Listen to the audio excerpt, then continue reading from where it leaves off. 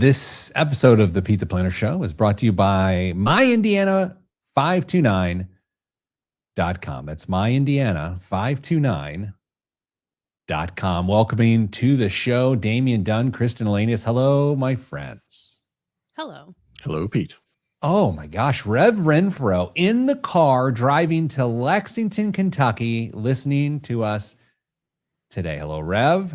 Andy notes that this week's AI image of you three is one of the best. For those that don't know, who we have a rotating, Kristen, is that what we would say? Like a changing AI image of each show.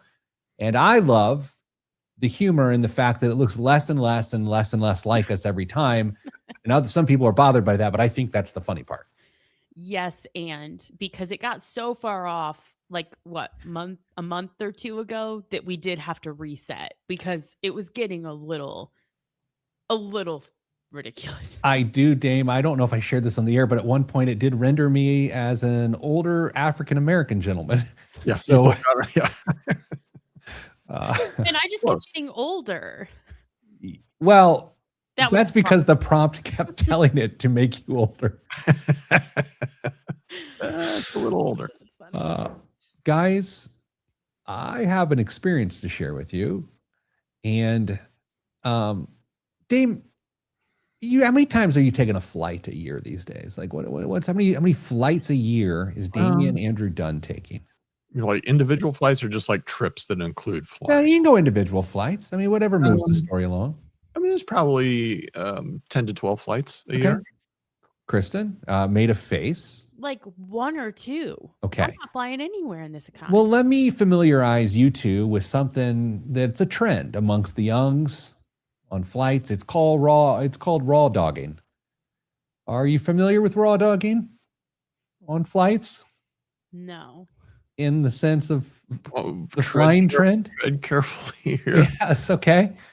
So raw dogging is when you don't have on headphones or listen to anything, you don't read a book, you don't watch TV, you sit and stare. It's called raw dogging. It is one of the hottest trends in all of youth flying. Who does that? Well, yours truly did that the other day. And let me tell you, the intent of it is to just think and be with your thoughts. Ew. And when I share with you what I thought about for 27 minutes, you will quickly see that thou shalt not raw dog. I believe it is in the good book. Wait a minute. 27 minutes? Yeah, flying to? No. Of my hour and 30-minute flight. Oh, so you didn't make it. Well, no, I made it. It's just this. I want to give you one thought I had that extended for 27 minutes as I thought through all the iterations of the idea, and then I had to move on. Okay.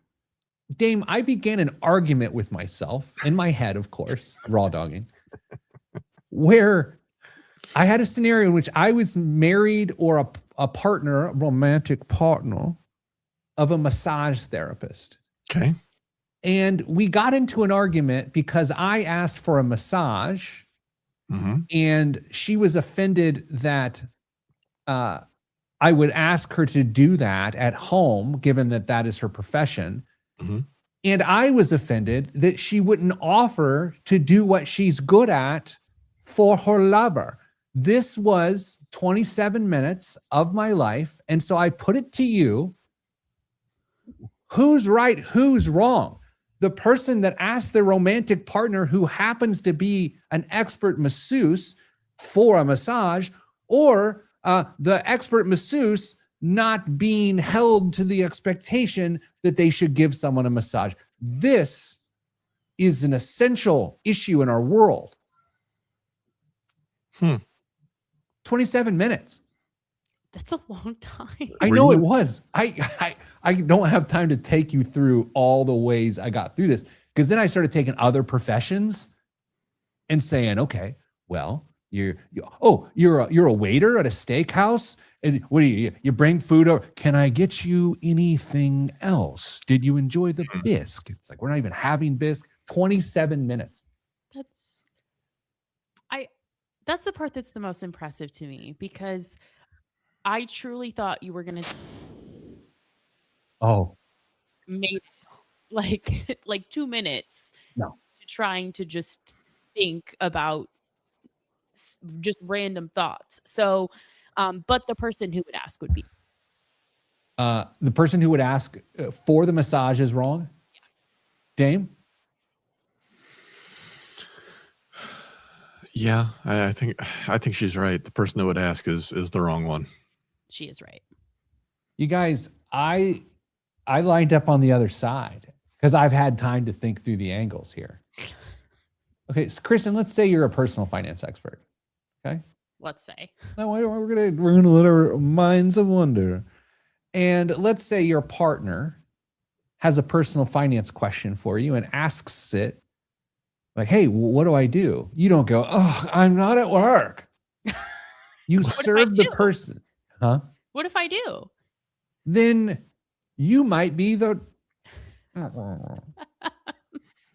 Dame. Do you ask your special lady tax questions in the course of your life? And does she give you the my billable rate is $1 bazillion? Or does she answer it? Depends on how her day went, to be honest. I just think like, okay, masseuse, chef, it's sort of the service industry things. Server, therapist probably is a little rougher.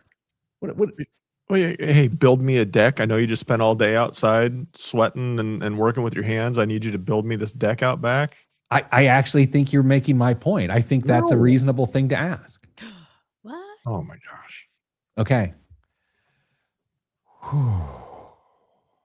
Anyway, Tell me a joke, funny guy.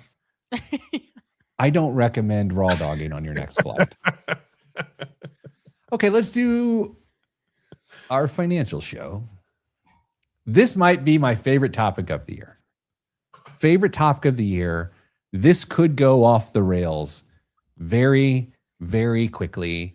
Each of us is tasked with giving, providing, sharing a financial hot take and then defending it to the death, much like the person who doesn't give the massage as a professional massage therapist when asked by their romantic partner is in the wrong.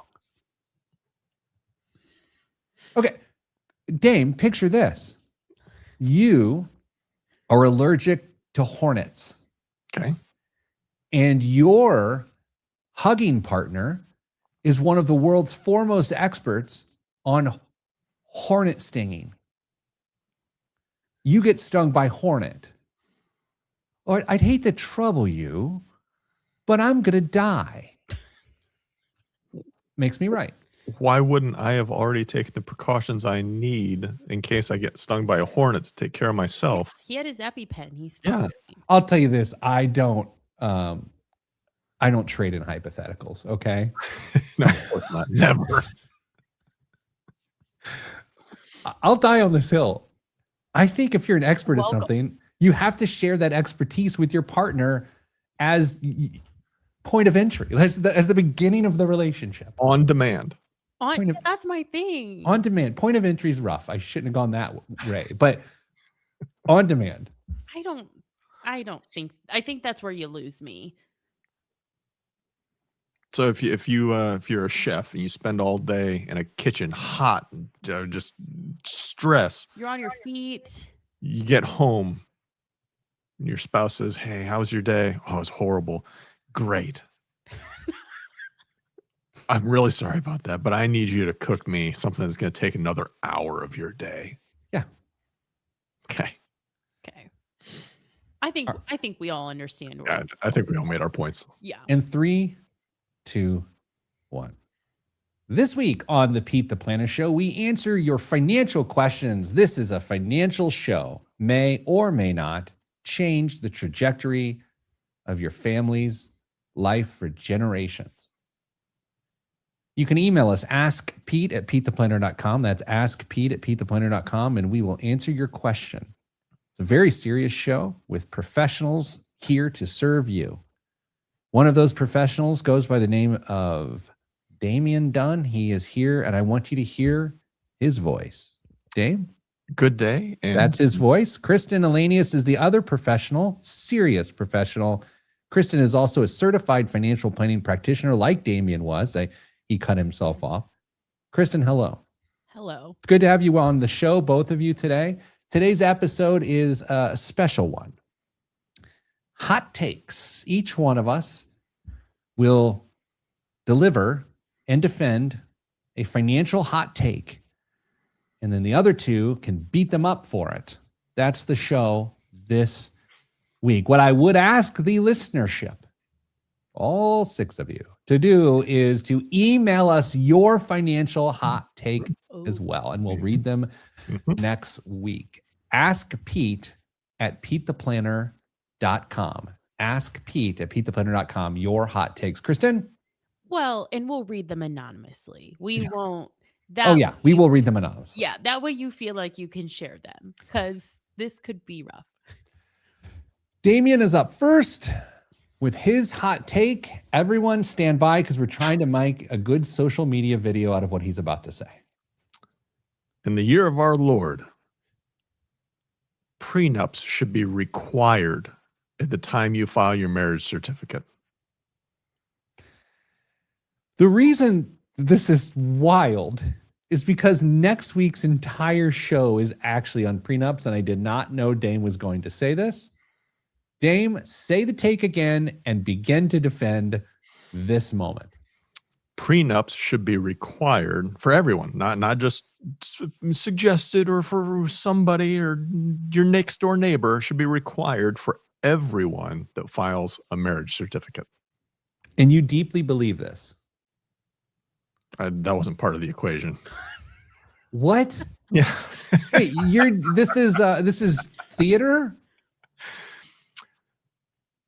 You think about however you want. Okay. All right, defend the take. Why do you believe this to be true? Pete, do you have insurance on your house in case it burns down? Yes, and thanks for putting that thought into my head. Yeah. Great. Because you don't hope the house burns down, but it's there just in case. It's prepared. You've put the thought and the effort into protecting yourself in case of a truly horrible event.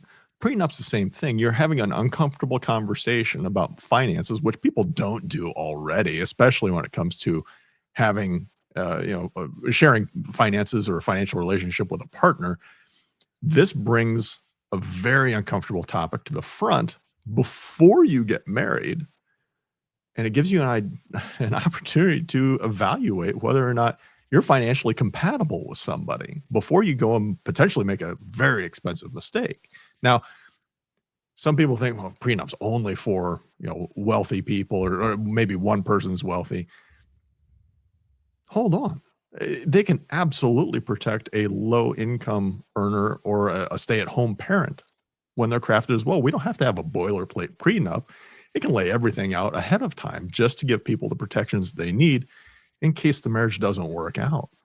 So I think prenups make a ton of sense, especially as our financial lives get more complicated. We've got retirement accounts, we've got college savings for kids, we've got income discrepancies, we've got we've got blended families on top of all that. So as life gets more complicated, marriage gets more complicated. And it's not just a financial arrangement, it's a legal arrangement. So prenups make a ton of sense.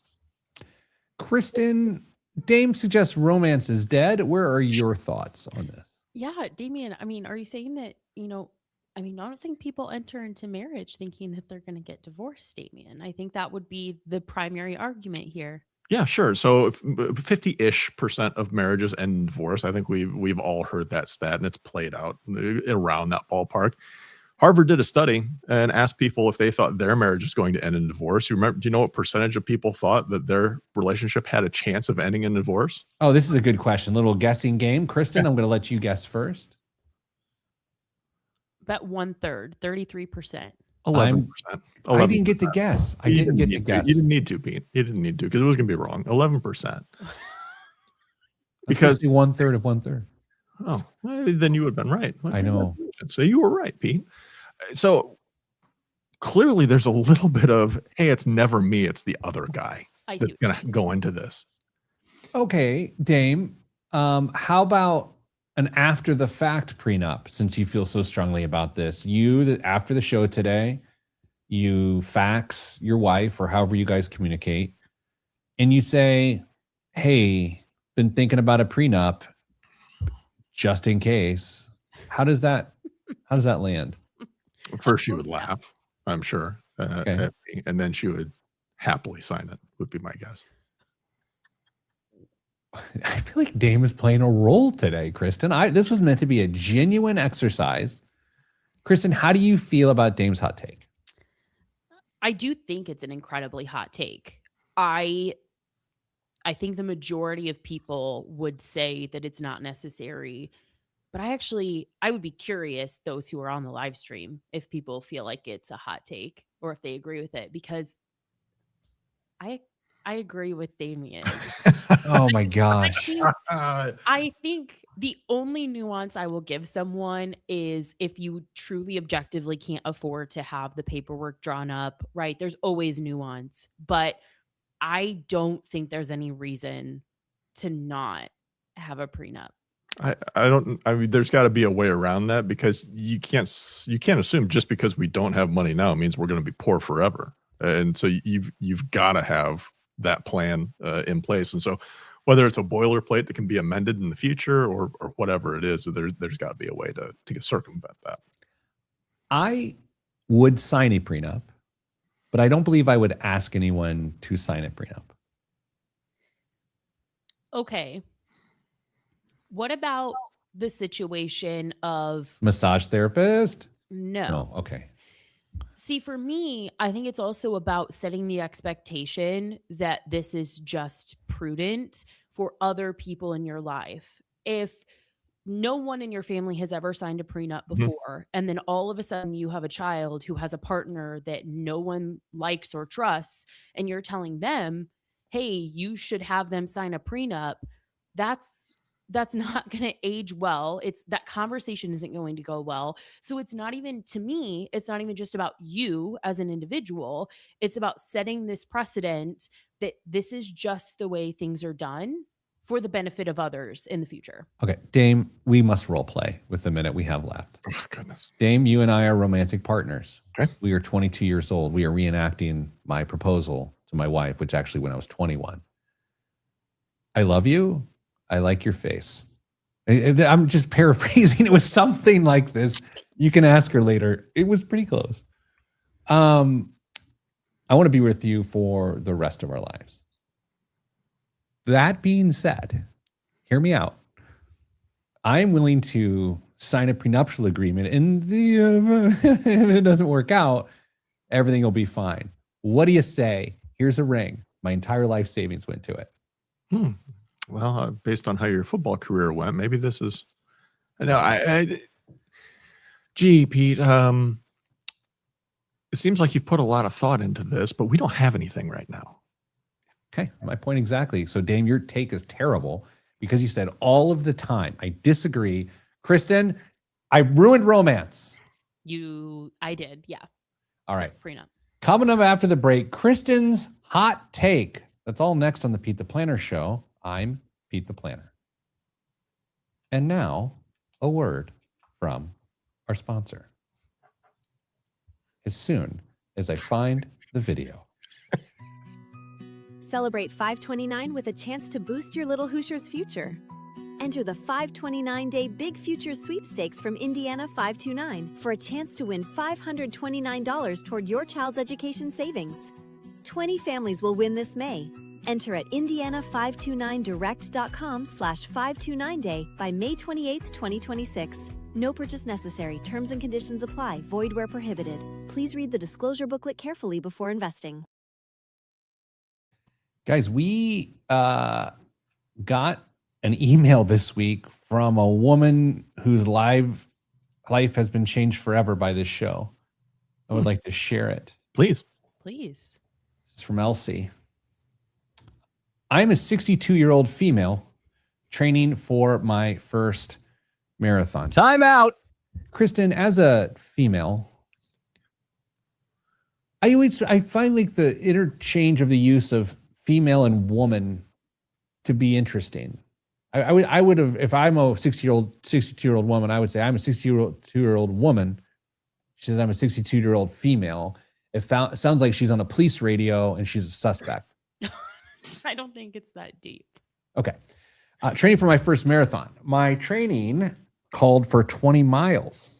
I thought my podcasts were set to shuffle, but when last listened, I had set to listen to your podcast, Unfinished Since Oldest. I was afraid to touch my phone to mess up my timing settings. So for 4 hours and 28 minutes, I listened to you all and couldn't have been more entertained. Learned a lot about hot Pilates and magnesium. Thank you so much for helping pass the time. Time out. Time out. 62 and training for your first marathon? Well, she was clearly running from the police. You've got a 62-year-old female running from the police in headphones. Let's see how far she'll go. That is a delightful comment. Thank you so much, Elsie. We were glad to have brought you some semblance of joy, and we're sorry that Dame promised 10% returns the other day. No, it was just an example. It's quick math. It's quick math. Do you guys know that feeling? I have this sometimes when I'm working out and I've got like my fitness app going and I don't want to switch out to it because I don't want to mess something up.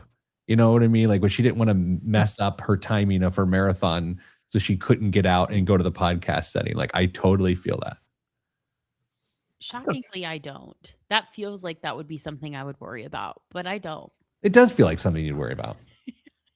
I worry about everything, actually. Kristen Dame was a hot take machine in the company Slack yesterday and started an absolute controversy. Indeed.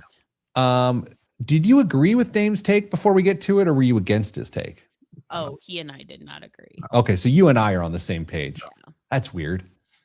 Dame, deliver your insanity. My daughter has taken to watching TV, movie, whatever is on the screen with closed captions on. And I suspect that it's just a fad of the youngs. I was proven otherwise yesterday because I think it's ridiculous that you're watching TV with closed captions on. Roughly 75% of the people in our company watch TV with the closed captions on, which blows my mind. So, listeners, if you're in the live stream, if you want to pile on and tell me that I'm way out of touch and this is just the new normal, let us know. Closed captions or no when you're watching TV. Kristen and I are same boat there. We watch it. How am I supposed to hear if I can't read the words? Well said. I just can't. All right. Kristen, are you ready for your hot take? I suppose. Here we go. 3, 2, 1. Back on the Pete the Planner show. It's the Hot Take Olympics. If you're just joining us, each one of the hosts of this show is delivering a financial hot take that they must defend to the death. Dame started us out with the assertion that every single person in a marriage needs a prenuptial agreement. Dame buys his wife paper towels for their anniversary and a vacuum cleaner for her birthday. We are now on Mother's Day is just around the corner, so she's really lucky. Windex. Here we come. Kristen, it is now time for your hot take to defend to the death. And before we get going, since Dame took on a character of which he may or may not have really believed his hot take, do you really believe your hot take? With all my heart. Okay. That's the spirit of the show. Exactly. You got to say it with your chest. Okay. That said, intern watching this, if you clip this, take this out of context, and I will cry. Wait, the vacuum just happened, right? As you said. What? It bleeped you out. It was bleeped great. you out. What was that? Oh, well. I don't know. I need a new system. That's what the intern will do. Okay, go ahead. Okay. Being overhoused, more commonly and less affectionately known as being house poor. Being house poor will be the best financial decision millions of Americans ever make. Okay, you're gonna have to go again. I got lost in say it with your chest. Go ahead. Being, being house poor will be the best decision that millions of Americans will ever make. Oh my gosh, that's reckless. It That is. is it's a felony what you're saying on the air. I told you I was worried about the status of my certifications after those words left my mouth. All right, Dame, we got 7 minutes left in this segment. You get 4.5 to mocker. You start.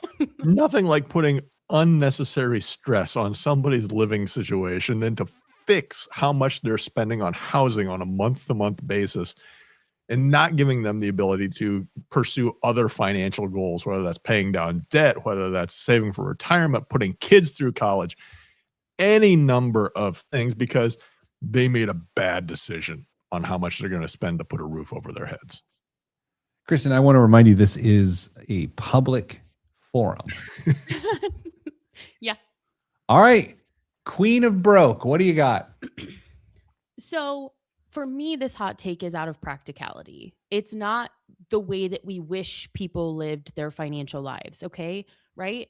I would tell someone don't spend more than 25% of your take home pay on your housing. And I firmly believe that.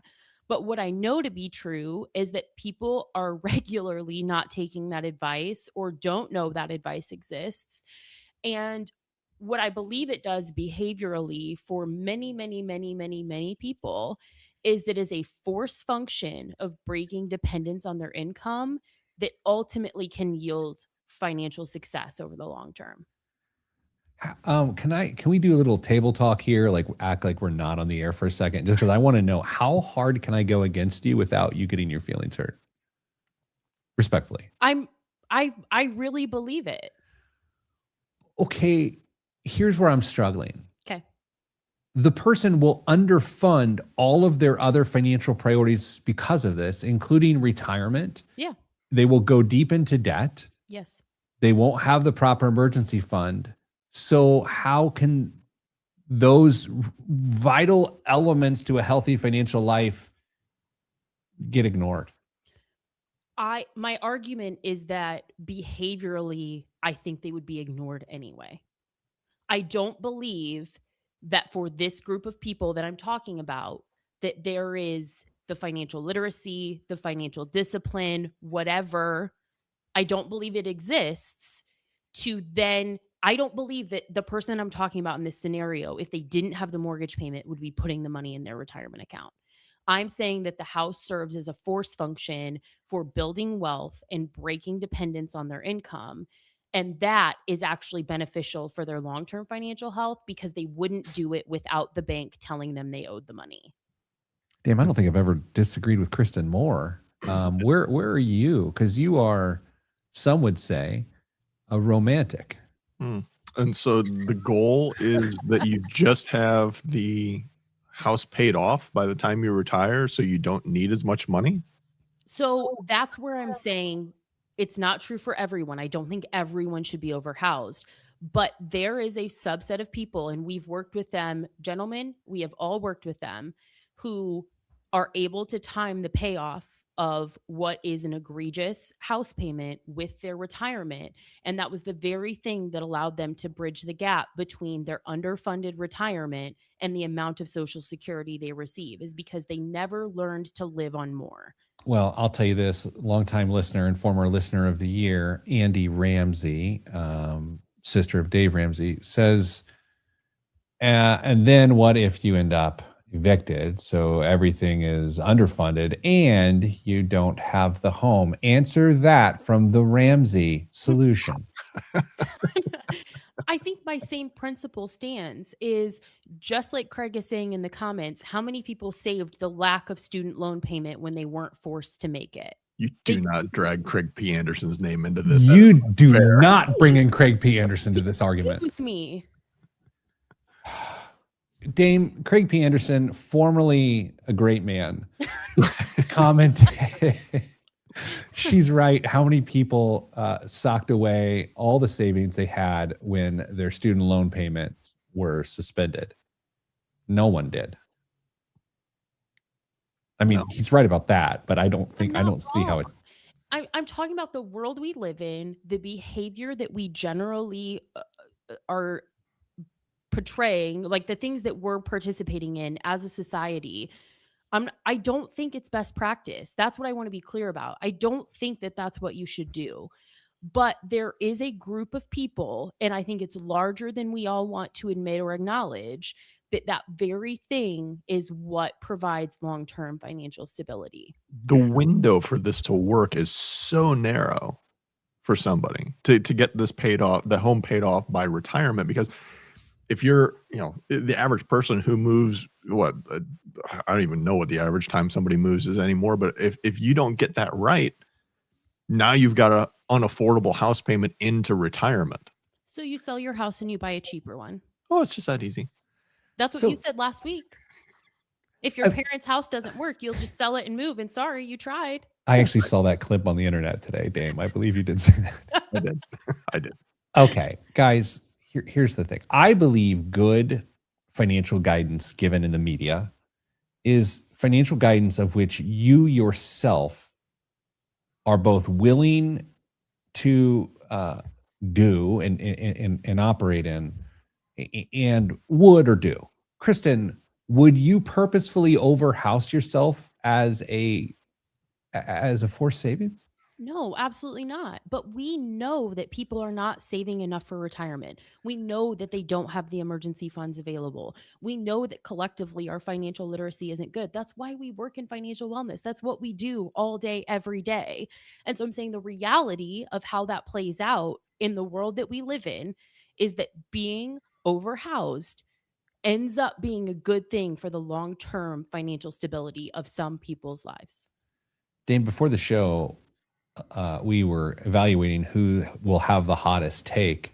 Mm-hmm. I fear that mine's the coolest take. Like, I feel like Kristen's yours is a 10 out of 10. It's not. It's real. It's true. Dame, yours is an 8. Okay. And now that you've heard ours, you've reevaluated. What's yours? A 5. Probably a 3. All right, coming up after the break, receive my scorching hot take about a financial thing that happens all the time, and I've had enough. Well, that's next on the Pete the Planner Show. I'm Pete the Planner. I am speechless. Again, it's not what I would recommend. Jason, thank you. I'm trying to see where people are at and be realistic. I'm not saying this is what you should do. Jason, quit pandering to Kristen. Listener of the year. No, you can't name me as listener of the year. By the way, I feel like Caitlin here should be here to like speak Kristen, translate Kristen for us, because wow. I don't know. Good job, Kristen. I like it. So far, you're winning with the hottest take.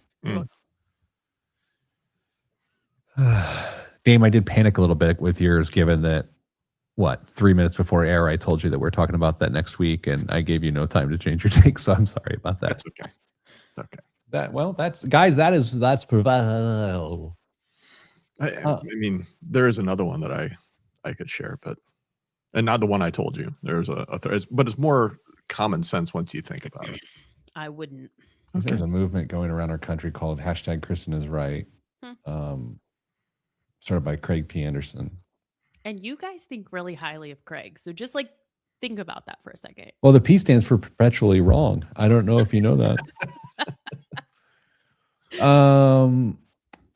Pope is soft on crime. Just runs through my head. I can't stop thinking of that phrase, as I've explained on the show before. It's the most ridiculous thing that's ever been said. Speaking of ridiculousness, are we going to talk about the jobs report? I glanced at it, and it's aggressively great.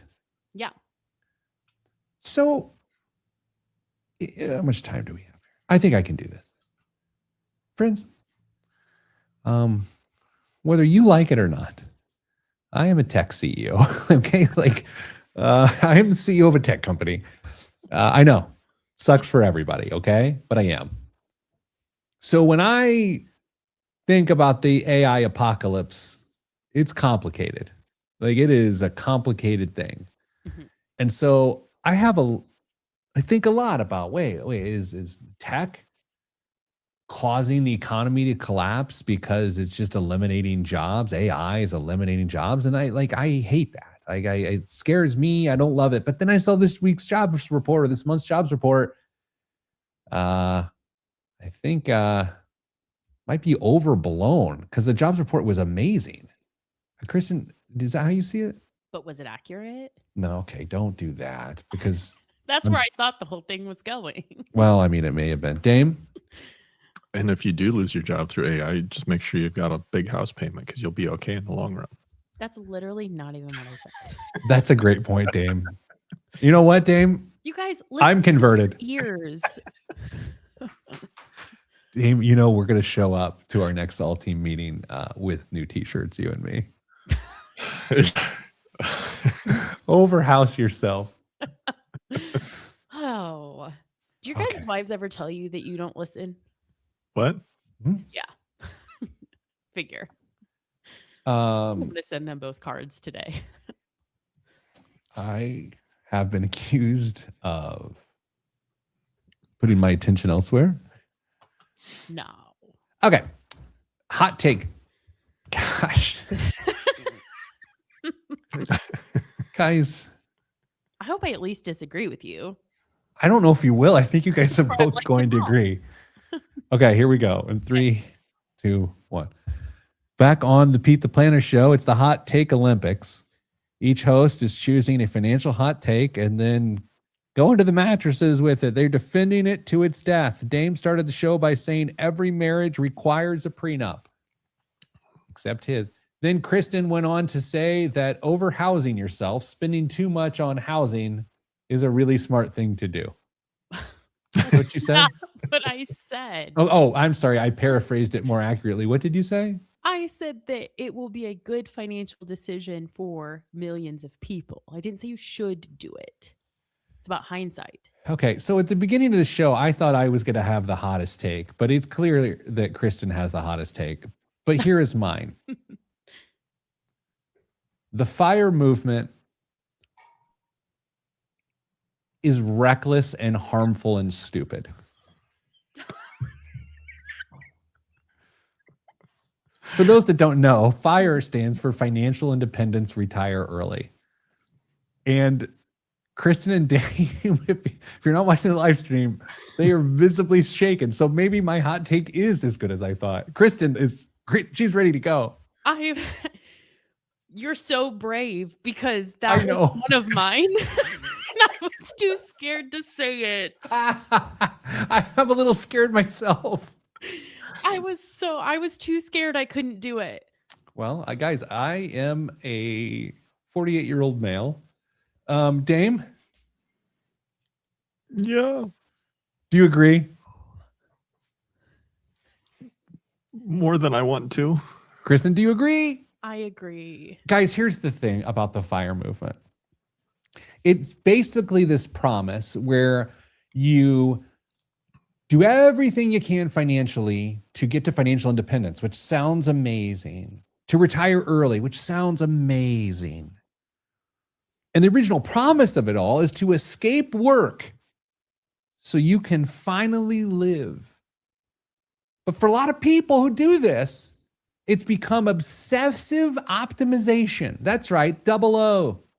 Obsessive optimization, guilt around spending, delayed joy, identity loss. This sounds like something you need Skyrizi for with all of these symptoms. I don't know what Skyrizi is. Leads to isolation and anxiety masquerading as discipline. The FIRE movement is misguided. It is a phony promise that will ruin your life. It will take the joy out of work. You will have no purpose. You will not contribute to society once you stop the job you don't care about because it's vain and it's selfish and it's narcissistic. You're just saying words now. He's just piling on at this point, asking for letters. Some people did retire early in the FIRE community. However, when they get there, They have an aimless life. They'll say to you, I do whatever I want, but nothing matters. You're not contributing at all. It's really self-centered. I don't like the FIRE movement. There's my hot take. It turns out I have a more scorching of a hot take than both of you. I don't disagree with you, but the lens through which I disagree with you is different. I don't think that like comments about like are you contributing?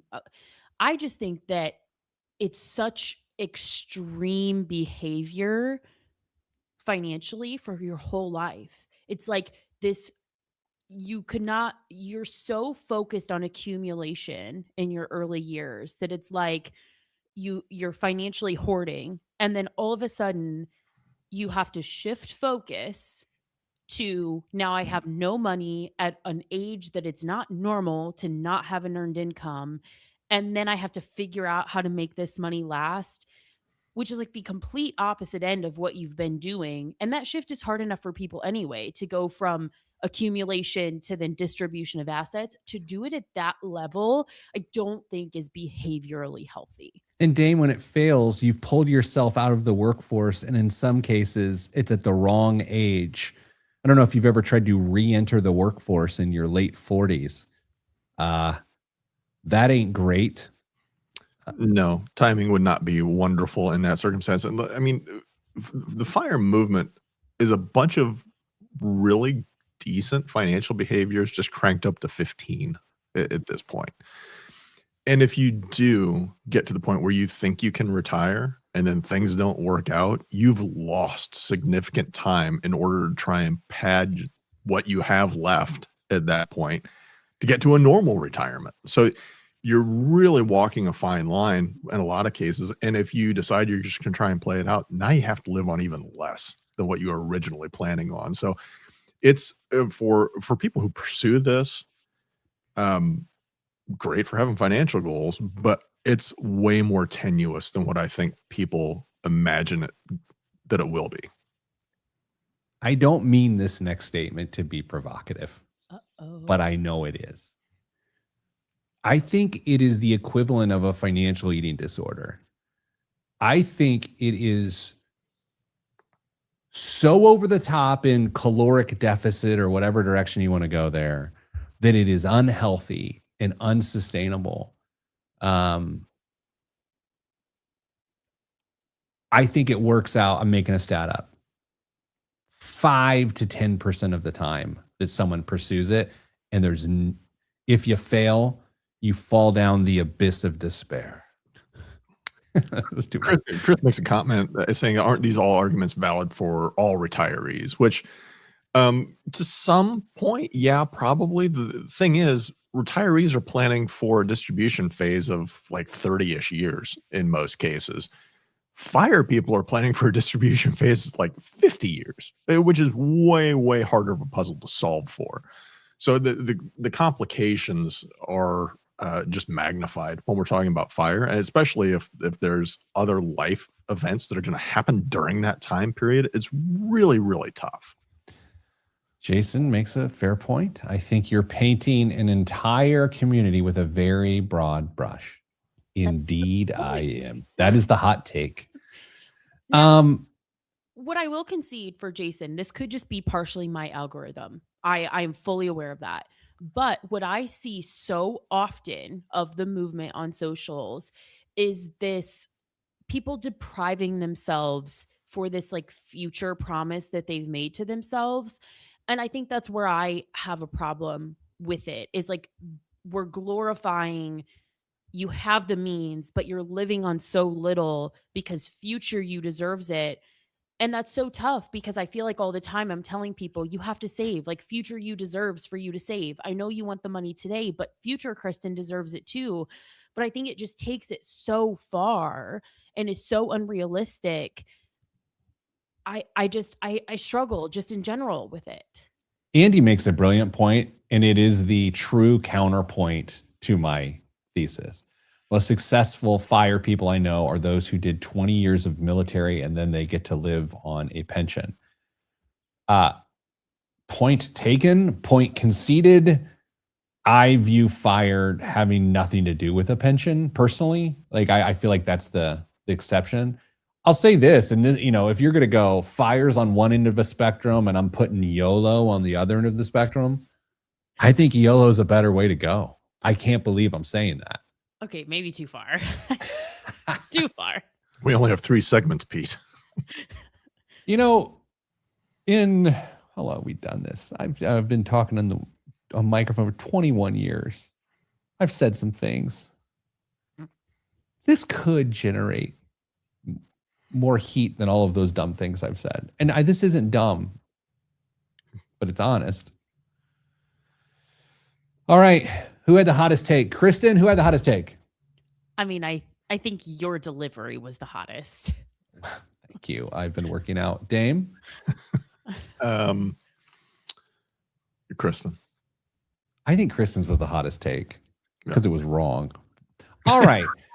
Coming up after the this was an amazing show, Kristen. All credit to Kristen. Thank you. Right? It was her idea? Yeah. Absolutely. It was. All right. Coming up after the break, biggest waste of money of the week and the news right here on the Pete the Planner Show. My inbox is full. I truly believe 98% of what I just said. I think for me, it ultimately comes down to, I don't think it's teaching someone good financial behavior. And that's the name of my game, is like, I want you to actually be financially well, and don't go back to my hot take, because those were decisions people. I was just about to go to they already made that decision. I would never encourage them to make that decision. But I'm saying, like, I don't think that it lends someone to being financially healthy. And that is all I want for people, is to be financially healthy. And I don't think for the average person that movement yields itself to being financially well. That was fun. And we could do it like once a quarter. Jason. Jason, I will offer you this, and you can think about it over the next several weeks, okay? And we can figure out a way to do it if you want. Like, we'll make whatever fear you're going to have around what I'm about to say, I will find a way to alleviate that fear so you can get it. If you want to defend the perspective on the show, we will do an entire show with you on why fire makes sense. Ooh. You can do it audio only. You can bring that beautiful face of yours, which I've never seen, to the party. We can do it via skywriting. I don't know. We'll figure it out. But Jason, just email me. Ask Pete at PeteThePlanner.com. Ask Pete at PeteThePlanner.com. Take your time. We don't have to do it, because next week we've already got a show. Jason, you need to get those coins by your 10 key into a high yield savings account so you can earn some interest on them for that successful fire movement there. Jason, I will also say, if you do choose to do this, I'm not going to debate you point for point. I'm going to listen to you, and we're going to try to explore your idea as a good idea, right? I'm not going to bring you on and beat you up. I'm not Megyn Kelly. Is that her name? Does she like bring people on and yell at them? Is that her name? You're more of a tickler anyway, not a fighter. That's true. I wanted to say her first name was Kelly. It's Megyn Kelly. Okay, with a Y. Now you got me questioning it. I know. Guys, so part of my raw dogging on the flight last week, which again is simply no audio or video or book or anything. You just stare straight ahead. That is the definition we're going with. Is that I'm podcast free right now. I'm not listening to anything. But you guys should keep listening to this show, but I have not been listening to anything. You couldn't have, you didn't join Music League this time. I don't like Music League. People love it. I don't. On Spotify. I don't want to do it. I'm on Spotify. I just don't want to do it. Now, Okay. we had to teach you how to use it. Okay. Just saying. All right, let's do this. What are we doing? Well, okay. Here we go. 3, 2, 1. This week's biggest waste of money of the week, right here on the Pete the Planner Show, is the prototype Boba Fett action figure. In 1979, Kenner offered kids a mail-away Boba Fett action figure that could fire a rocket from its backpack. After a Mattel Battlestar Galactica toy with a similar mechanism caused a child to choke, Kenner pulled the feature and shipped FET with the rocket permanently fixed in place. Only 100 firing prototypes were ever made, split between roughly 70 L slot and 30 J slot versions. The J slot was the revised design meant to prevent accidental firing, making it the rarer of the two. Fewer than 25 are believed to still exist. This example, a 3.75-inch hand-painted figure graded AFA NM Plus 85 Plus. It's one of the only handful of high-grade J slots accompanied by a collectible investment brokerage certificate of authenticity. A J slot from the same run sold recently. And that's all I'm going to say. The starting bid for this prototype. Now, this is crazy what I'm about to say, and I also realize this is the Mandela effect. Dame, I actually think I had this. I was literally just thinking, What? I know there was a Boba Fett action figure. I'm trying desperately. It sounds like it certainly didn't shoot a rocket out of its backpack, but I swear I saw one that did. I feel like I had it. I could be wrong. I also, like you, Dame, I probably watched the commercial so much where the commercial is firing the rocket. So let's start in the most reasonable place. Kristen, what movie is Boba Fett from? Star Wars? Okay, that was a great guess.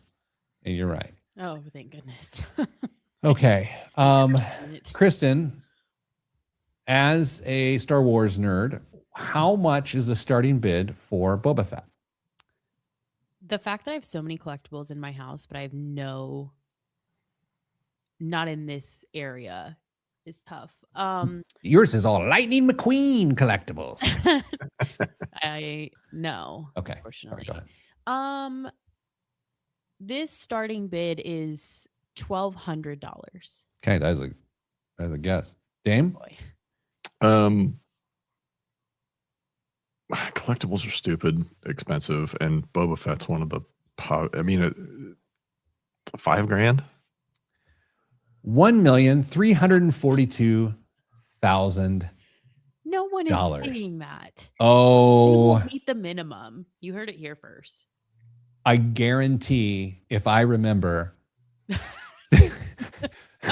to look this up, Which it'll you be won't. higher. But I also guarantee I won't remember. Dame, what's in the news this week? This week, investors in UPS and FedEx got a reminder that when Amazon enters your business, it's usually not great news for your business. Amazon announced it's expanding its logistics operation into a standalone service called Amazon Supply Chain Services, essentially offering its shipping and fulfillment network to other companies. This is the same strategy Amazon used years ago with Amazon Web Services. Build something massive for internal use, then turn around and sell it to everybody else. Only this time, instead of cloud computing, it's warehouses, cargo planes, trucks, and delivery infrastructure. Amazon says companies like Procter & Gamble and American Eagle could eventually use the service, putting Amazon directly into competition with traditional shipping giants aforementioned. Investors immediately noticed, and shares of both of those companies dropped more than 9% after the announcement. Here's the issue, though, Kristen. Amazon drivers drive like crazy. They don't follow any rules of transportation whatsoever. I don't know if this is the same in your neck of the woods. No, and we live on a state highway, and I have nearly witnessed 2 Amazon drivers causing accidents just in the last probably month. I also witnessed one. We have like what would you call it, Dame? Like a culvert, like a small under the driveway at the entrance of the driveway for like a small ditch. I also witnessed a driver like almost fall off the culvert in one of those big vans. I thought it was going to roll in my yard. It was terrifying. Dame, life is a highway, and I want to ride it all night long. How do you feel about Amazon drivers? Stay out of their way. It's pretty much the best thing I can tell you. What else is in the news? For years, we've heard about the coming great wealth transfer, the idea that baby boomers would eventually pass down more than $100 trillion US dollars to younger generations. But according to a new Wall Street Journal report, that money may not change hands nearly as quickly as people expected. Why? Well, simple. People are living longer, staying active longer, and spending more of their money in retirement instead of preserving it for the next generation. Retirees are traveling today, remodeling homes, helping grandkids, and in some cases spending thousands a month on senior living communities and healthcare. The article points out that wealth transfer is happening, but it's just more gradual. Instead of giving one massive inheritance check someday, families are more likely to see smaller financial help along the way. Things like down payments, college assistance, or help during tough financial stretches, which means if your retirement plan depends on inheriting your parents' house someday, you may want a backup plan.